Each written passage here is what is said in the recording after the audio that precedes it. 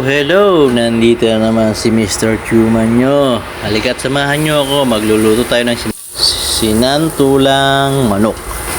So ito guys, syempre unang-unang iisin natin sa bawang, sibuyas at luya.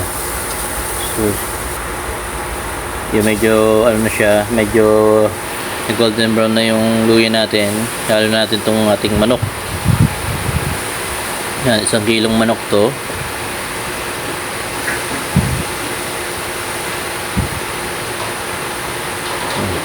Siyempre pakakahugas natin itong ating manok.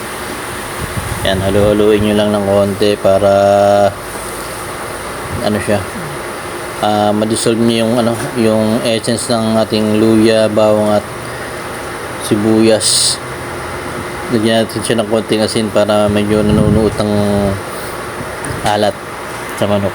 Huwag naman masyadong asin, depende din sa panlasa nyo eh.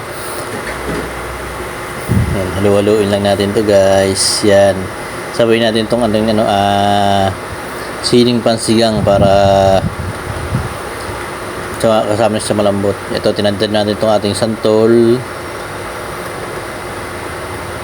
para madali siyang lumambot mamaya.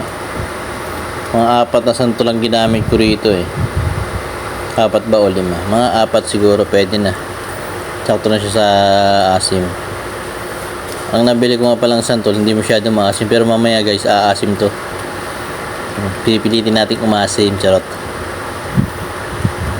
Tadtarin lang natin siya ng konti. Yan. Medyo lumalambot na yung ating manok. Bilisan natin tadtad dito. Yan, tama lang guys, 5 nga pala ang ginamit ko santol dito. Yung katamtama lang, maliit na santol guys, yung medyo maasim. Sarap to guys pag itong ginawa nyo sa luto sa manok nyo. Yan. Hintayin lang natin siya guys na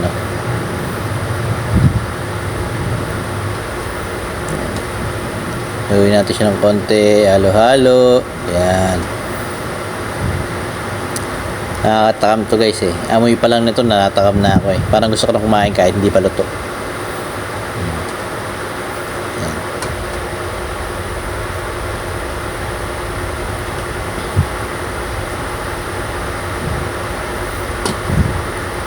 Takpan lang natin siya ng konti para medyo natin yan, bango. Amoy pa lang. Na. Yan guys, lalawan natin ito ng sabaw natin. Galing sa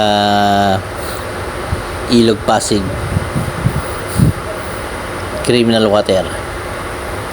Yan.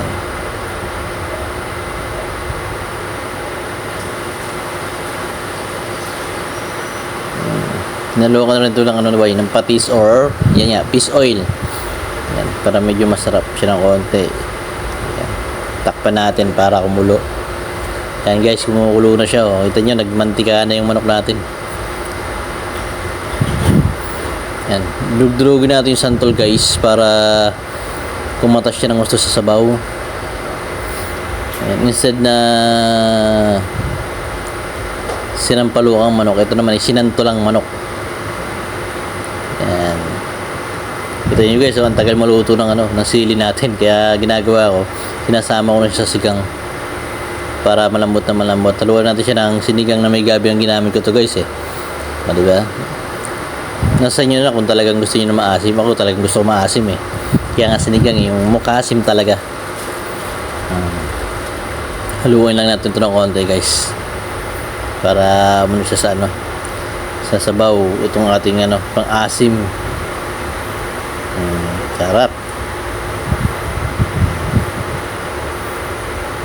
Medyo dinamihan ko yung sabaw guys kasi maraming matakaw ng sabaw sa amin, kaya depende sa inyo kung gaano kadami sabaw yung ilalagay nyo. Siyempre konti ang sabaw, konti ang pang-asim na ilalagay nyo.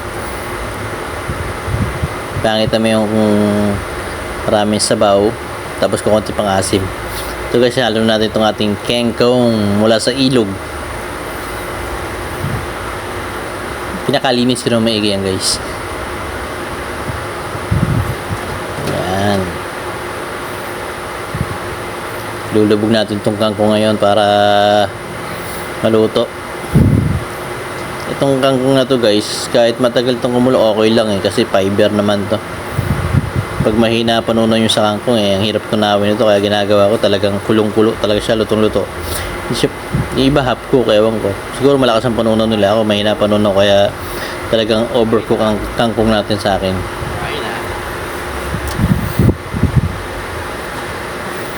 Guys, kita nyo, diba? Tsura pa lang, masarap na. Tsura pa lang yan, ha?